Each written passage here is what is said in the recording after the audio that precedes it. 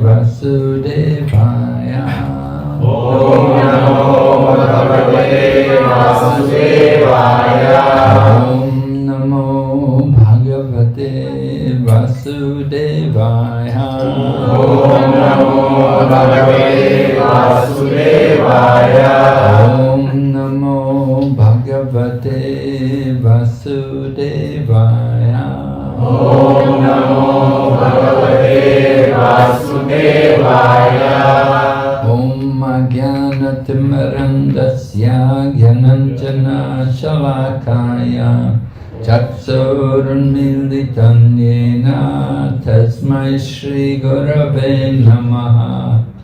Shri Chaitanya Manobishtam Stapitam Yena Bhutale Swayam Rupa Kadamayam Tadati Swapadantikam Bandeham Shri Guru Shri Yata Padakamalam Shri Gurun Vaishnavamscha Shri Rupam Sagrajatam Sahagana Raghunatham Vitam Tam Sajevam Sadvaitam Savadutam Parijana Sahitam Krishna Chaitanya Devam Shri Radha Krishna Padan Sahagana Lalita Shri Vishakanitamscha. Hey Krishna Karuna Sindhu Dinabandhu Jagatpate Gopesha Gopika Kanta Radha Kanta Namostute Tapta Kanchana Gaurange Radhe Vrindavaneshwari Vrishabhanusute Devi Pranamami Hari Priye Vanchakalpatarubhyascha kripa sindhu vaevacha patitanam pavanebhyo vaishnavebhyo namo namaha. Namaham Vishnu Padaya Krishna Prestaya Bhutale Srimate Bhaktivedanta Swamini Namine. Namaste Saraswati Devi Gauravani Pracharine Nirvishesha Shunyavadi Paschatadesharine. Jai Shri Krishna Chaitanya Prabhu Nityananda Shri Advaita Radha Shivasadi Gaura Bhaktavrinda. Hare Krishna Krishna Krishna Hare Hare Hare Rama Rama Rama Hare Hare. So in the Bhagavad Gita, we see how Bhagavad Gita begins with Dhritarashtra putting a question to Sanjaya, his secretary. Dhritarashtra was blind materially and also spiritually. He was very deeply attached to his sons, of which he had 100 sons. And so the Bhagavad Gita begins by Dhritarashtra putting his inquiry that what did my sons and the sons of Pandu do, being desirous to fight? So Dhritarashtra reveals his attachment, and that attachment, of course, it is natural that someone is attached to their sons. But in this situation, it was not good because Dhritarashtra had also some connection to the Pandavas. They were his relatives. And the Pandavas, they were without their father. Pandu had died. And so Dhritarashtra was meant to be taking care of the Pandavas. He was meant to be their stepfather. But when they came at Kurukshetra, Dhritarashtra was inquiring, my sons and the sons of Pandu. He made a distinction. He couldn't see the connection between the two. And he thought of the Pandavas as being against his interests. So this bodily conception of life, this is of course condemned in the Bhagavad Gita. But this bodily conception of life, this is part of human nature, we would call it. Human nature, conditioned souls. Right? There are two kinds of souls. We have conditioned souls and liberated souls. Or we would say Nitya Bada and Nitya Mukta. Nitya meaning eternally. Eternally conditioned and eternally liberated souls. But don't worry, even though we're Nitya Bada, even though we're conditioned souls, we don't have to remain conditioned souls. We use the word Nitya Bada, eternally, in the sense that it's been a very long time that we've been in the material world. Since a very long time we've been in this material existence. And now Krishna is speaking Bhagavad Gita to try to deliver all of us from the conditioned state of life. Conditioned state of life means we identify with the body and everything in relation to the body. We're thinking, I am this body and this is mine. Or we would say, aham and mam iti. So thinking, I am the body, we think, then my duty is to satisfy my senses, the demands of the senses. Certainly, having a material body requires to take care of the body and to maintain it. We need to eat, we need to sleep.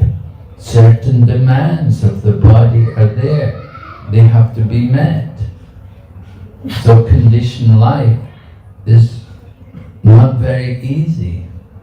It's not very pleasant being a conditioned soul, because we suffer a lot because of our different desires.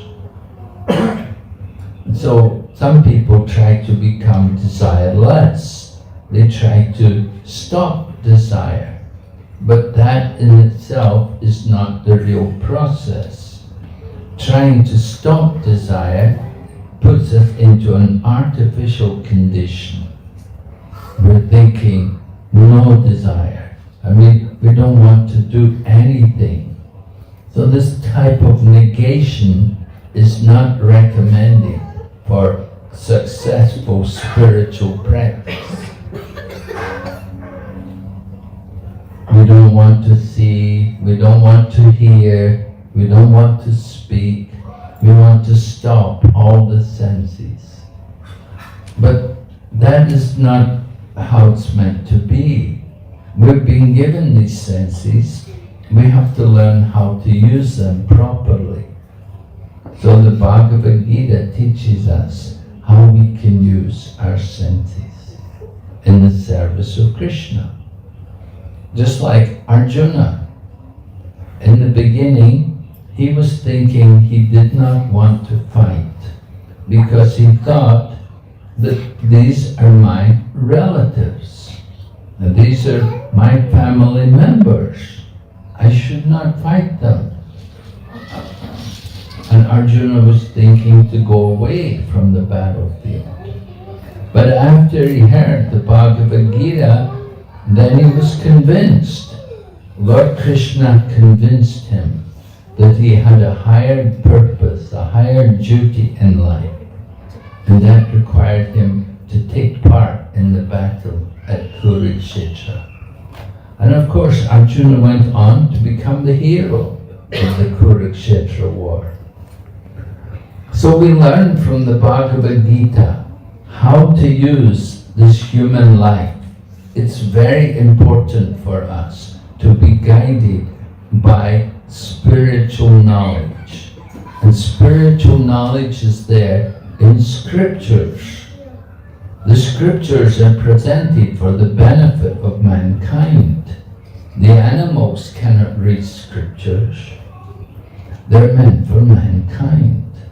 Just like it said, in the beginning of creation, Lord Krishna imparted the Vedic knowledge into the heart of Brahma. Right? Tene Brahma Hridaya Adikavaye. The Vedic knowledge was put into the heart of Lord Brahma.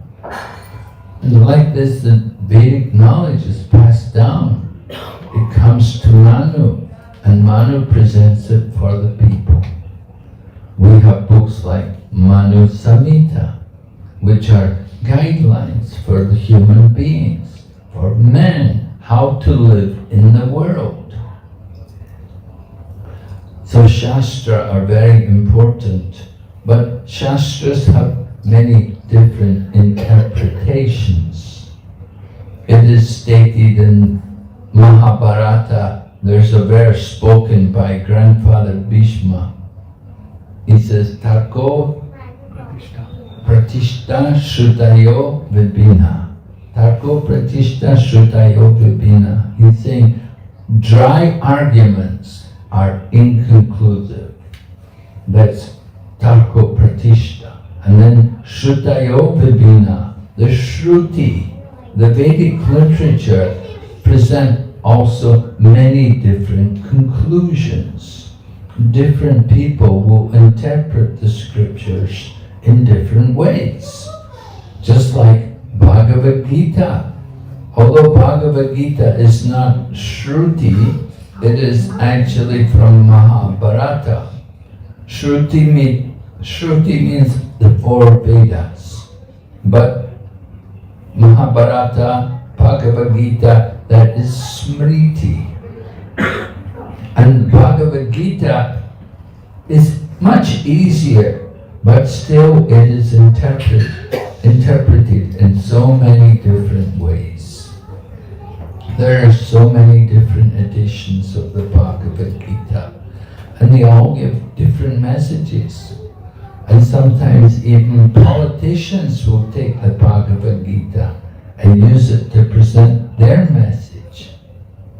So Srila Prabhupada called his Bhagavad Gita as it is, because he's presenting the knowledge of the Bhagavad Gita in a very simple manner, in an authorized way, as it's presented by the Parampara, by the great Acharyas in the line of the cyclic succession.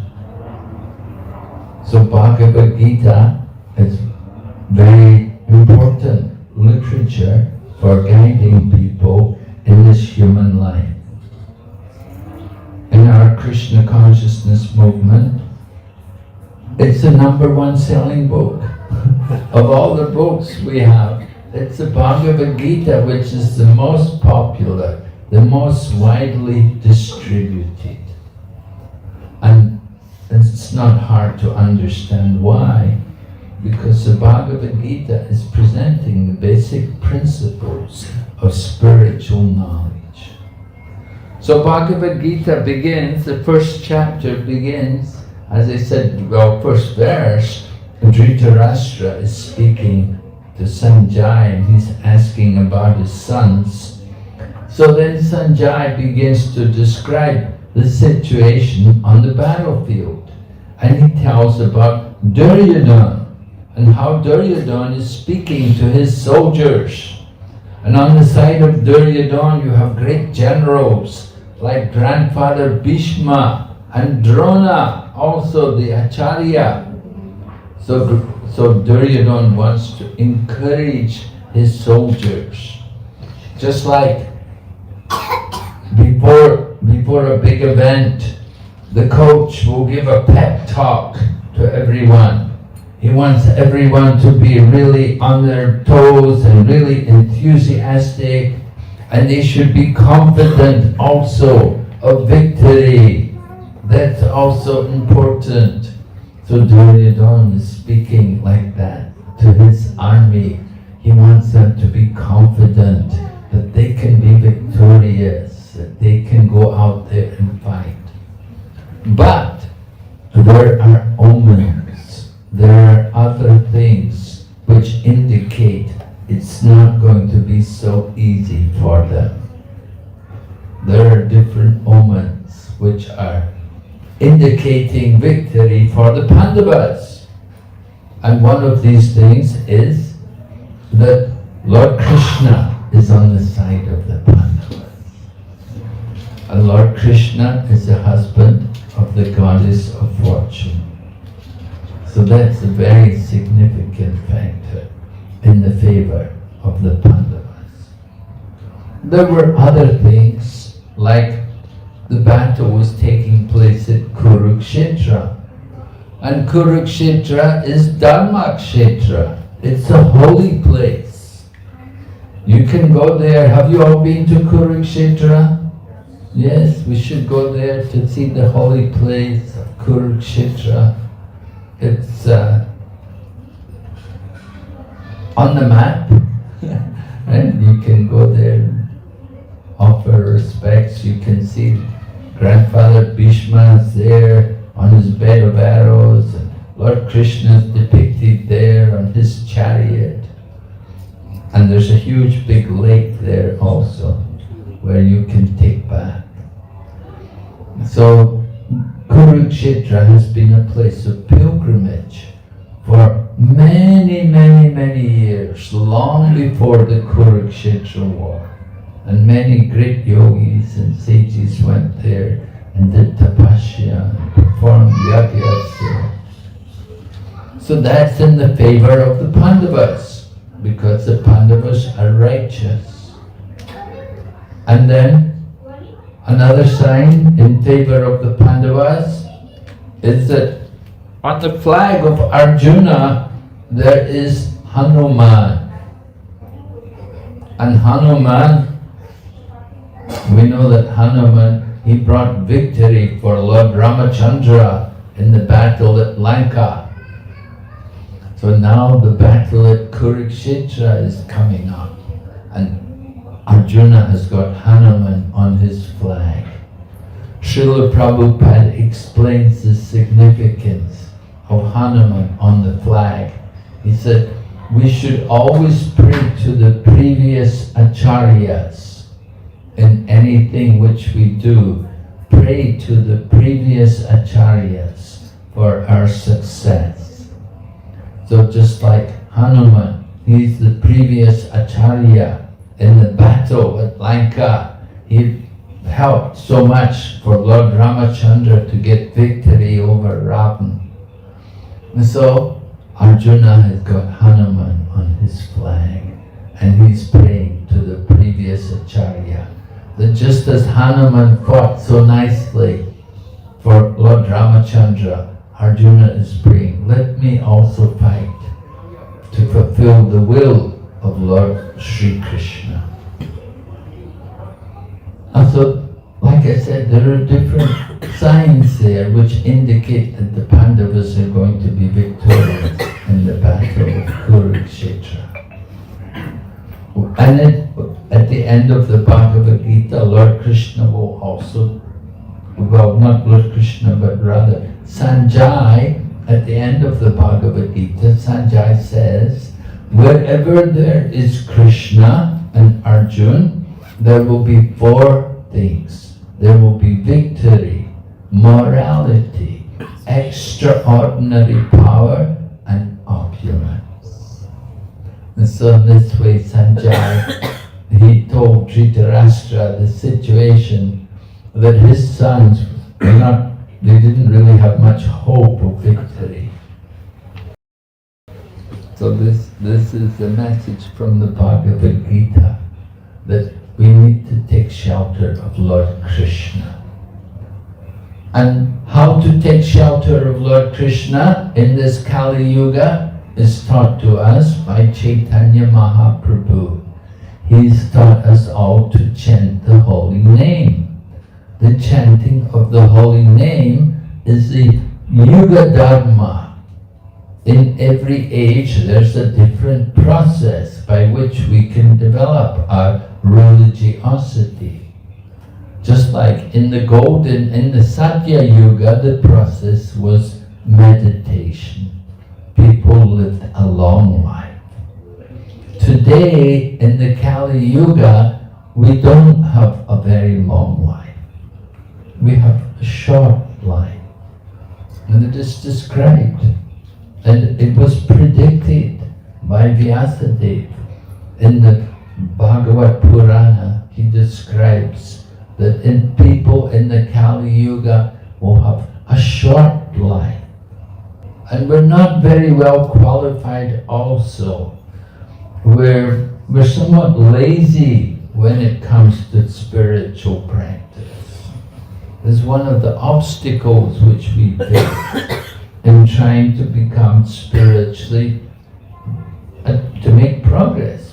We're a little bit lazy. We think, oh, so much trouble, right? To do things, to read the books, to recite mantras, to go to temple, these things. But we should understand, in the Kali Yuga, everything is made very easy for us. We just have to chant the Maha Mantra. That is the main thing. The chanting of the holy names. You can chant other mantras also, but the Maha Mantra is the one which was recommended by Chaitanya Mahaprabhu.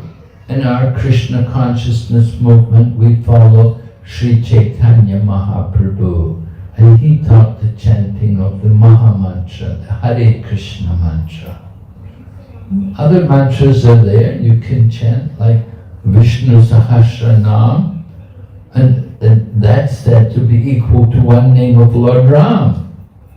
And so you can chant the name of Lord Ram, but the name of Lord Rama is equal, the three names of Lord Ram is equal to one name of Lord Krishna. So the name of Lord Krishna is very powerful.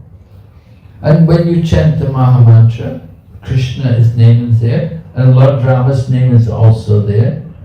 So Rama can mean Lord Ramachandra. It may mean also Lord Balarama, Krishna's older brother. And it may also mean Radharaman also. It may also mean the name of Krishna. So it's up to every individual how you want to think of the Lord. Some people are Ram Bhaktas, some people are Vishnu Bhaktas, some people like to worship Lord Nrsimhadev, Nursing Avatar, very popular within our ISKCON society. Some people like to worship Lord Varaha. We like to worship Lord Krishna. Or Chaitanya Mahaprabhu is also there. You can worship Gaur-Nitai. Here you can see some of the deities from our temples. There's Sitaram, Lakshman, Hanuman, which is in the Juhu temple. And there's Radha Madhava and the 8 gopis, which are the deities in Mayapur. Right? And then on the far end we have, this is Radha Rasa Bihari, along with 2 gopis, Lalita and Vishaka. So this is the deities also in Juhu, Bombay, Hare Krishna. So we have so many different deities. You can see over here on this wall is Jagannath, Baladev and Subhadra. Lord Jagannath, worship of Lord Jagannath has done in Jagannath Puri is also very popular in our different ISKCON centers. These deities of Jagannath, this photo is taken from our Baroda center. We have a nice temple there in Gujarat, Baroda. And they have a big Rathi Yatra every year. Just like we also try to celebrate Rathi Yatra here, right? And wherever we have the Jagannath deities. Of course, usually here in this place, the Rathi Yatra is done inside, not outside, right? Good inside, right? But it's very blissful, everyone enjoys. If you go to Singapore, they have Rathi Yatra in a football stadium. They rent a football stadium and they bring the chariot and they go around the football ground. So, according to the place, not everywhere can we have it like in Jagannath Puri with a big road to go down to the Gundicha temple. But the idea is to worship the Lord according to our means. Everyone can keep a small temple in your home. Just like here, in Prabhu's home, he has a nice temple, he has altar here. You can have like this, you can have a smaller one, you can have a bigger one. Every individual has their own taste. And this way you can make your home like a temple. You don't have to always be going to temples. Your home can be the temple. Actually, we want to make the body the temple. Because Lord Krishna is in the heart of everyone. So Lord Krishna is in our heart. We have to make the heart nice and clean. And how to do that? By chanting the holy name. The chanting of the holy name is very important in this Kali Yuga. This is the only way in which we can really progress in our spiritual life. And to help us to chant the holy name, we need association with the devotees. Just like this evening, devotees came and someone brought mridanga and harmonium and the kirtan became so melodious. So like that, you may only clap your hands according to your ability, different people. Some people have more facilities. They have the harmonium, mridanga, kartals. Other people, you just have the devotion. That is the important thing. It's not so much the different instrument, but what's important is that we have the devotion, we have the mood to want to chant the holy name and to hear the holy name. So Kali Yuga done Hari Nam Sankirtan. The Kali Yuga, the process in this age is Sankirtan. And we're having the Sankirtan in so many different homes here in this part of the world. And the devotees told me during the month of Kartik, they will have programmed how many different homes? Last year 8,000. Last year 8,000. Oh, so last year 8,000 different homes. There was kirtan and there was offering of lamps. So this is very wonderful. And of course, different parts of the world it's also going on. When I'm usually based over in Hong Kong, and in Hong Kong during this month of Kartik, we go out every day in the street of Hong Kong there in Kowloon, and we have a little altar. We bring pictures of Damodar, and we have little candles, and we get people to offer the candle to Lord Damodar. And we get many people right there on the streets. They come and they offer their candle to Lord Damodar.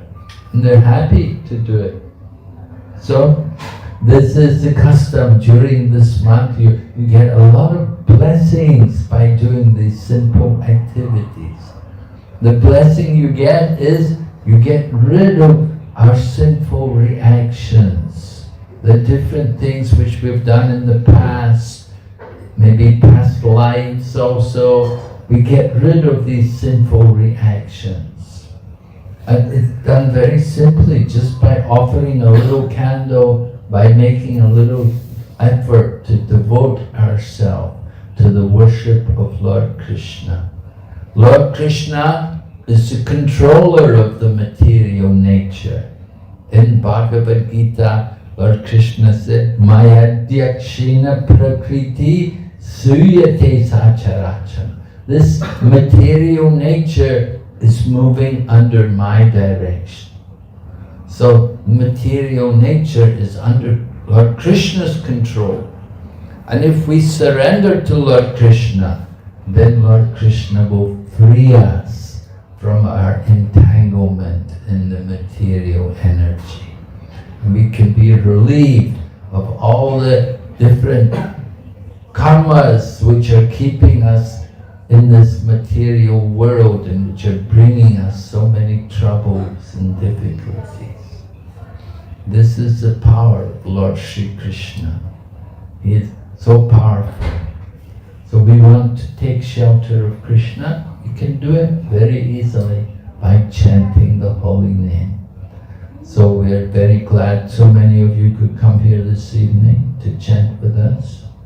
Thank you very much. Hare Krishna. Does anyone have any question? Maharaj. Yes? Hare Krishna. Thank you, Maharaj. Maharaj, which is the instruction which Prabhupada gave to you, which you keep meditating? Which instruction did Prabhupada give? Prabhupada said, you have already wasted so many lives in the material world trying to enjoy sense gratification. So he said, just give this one life to Krishna. Okay? Thank you, Maharaj. So I'm trying to give this life to Krishna. Hare Krishna, thank you. So we will have some more Damodar Puja now, Yes. right? Anybody has any other question? You can. Hare Krishna Maharaj. Maharaj, just a question. When Prabhupada left this planet, you might have got the news, and after that, what is the force that kept you engaged till now, and is it your past life karma? Can you? Well, when after Prabhupada left, then certainly we were all devastated. It was a great loss to lose our great commander, our spiritual leader. So with the departure of Srila Prabhupada, we gradually realized how much more we need to take shelter of Prabhupada's teachings. And we would study more Srila Prabhupada's books. We engaged ourselves more in reading Prabhupada's books very carefully, studying them, and trying to develop a better grasp of the Krishna conscious philosophy. So we saw that Prabhupada was actually with us through his books. Prabhupada said, I will live forever by my books. Right? And he says that he dedicated the Bhagavatam to my spiritual master. He lives forever by his divine instructions, and the followers live with him. So the instructions of Srila Prabhupada were there that we should study his books very carefully. So we studied Prabhupada's books more and more. And the more deeper we went into Prabhupada's books, the more we were convinced about Krishna consciousness. Okay? Yes, Maharaj. Thank you. Yes, Prabhu. When we chant or we do Sankirtan, as you just now mentioned that chanting the holy names will get rid of our past karma, sinful activities, the actions of sinful activities. Or we have to focus more on for the love of God, you know. So what should be prioritized when we are chanting or doing Sankirtan? Well, yes, should we be thinking to get rid of our past sins? Well, the mode of goodness, right? If we want to get rid of our past sins. But if we're doing it for the pleasure of Krishna, then that is transcendental. And so on the higher platform, we want to chant for the pleasure of Lord Krishna. We want to focus on trying to please Krishna by chanting His holy name and by associating with Krishna through His holy name. So it's a connection to Lord Krishna. Lord Krishna is His name. He comes in the form of the holy name. Kali Kali Namarupe Krishna Avatar.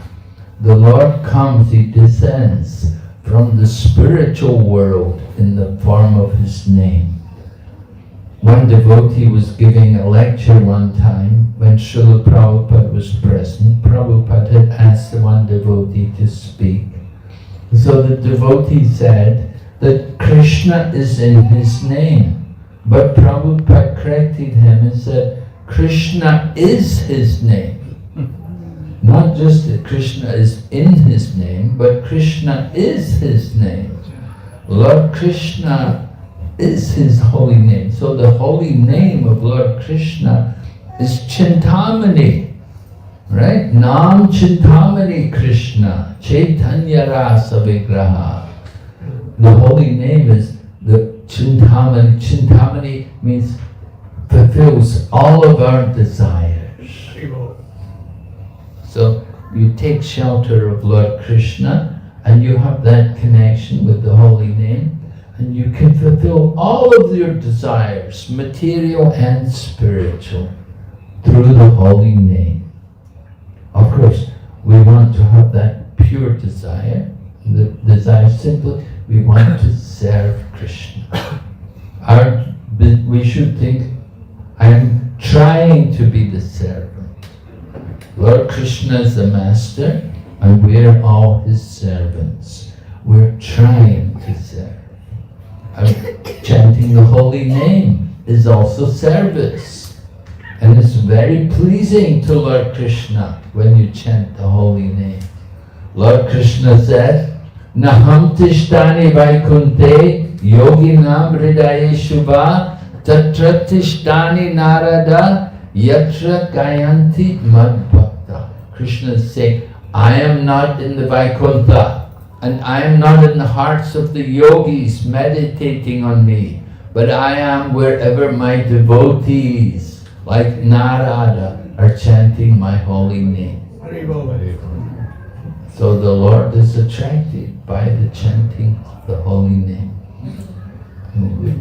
We want to do it, we want to please Krishna. So pure chanting for Krishna's pleasure. Hare Krishna. Alright, yes, Prabhu? Wonderful class.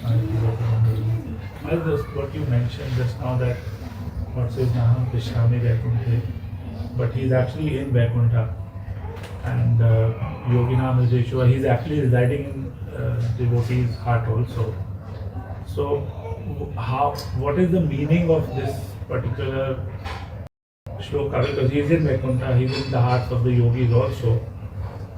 And of course, he is present where yogi bhaktas are doing his Nam Sankirtan. So how do we understand, and what is the message of this? Is it?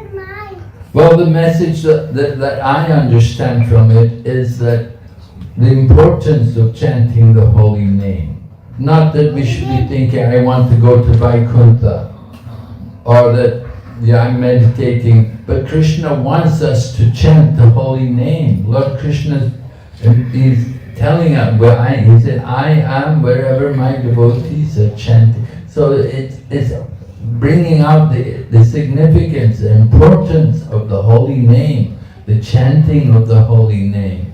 Not just meditating silently, or not just thinking about going to Vaikuntha, but actually chanting the holy name, and we can be with Lord Krishna through the holy name. So that's how I understand it. Lord Krishna wants to emphasize to us This is the process. At this age, you have to chant the holy name.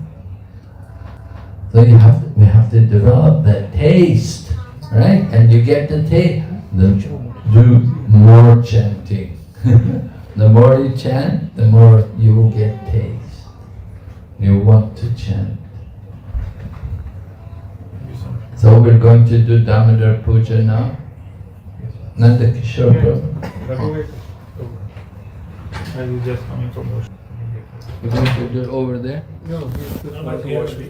Can I request His Grace Rajanandan Prabhu 2 minutes? Because a lot of people will get inspired by how someone from China came into Krishna consciousness. So I give him. Yeah.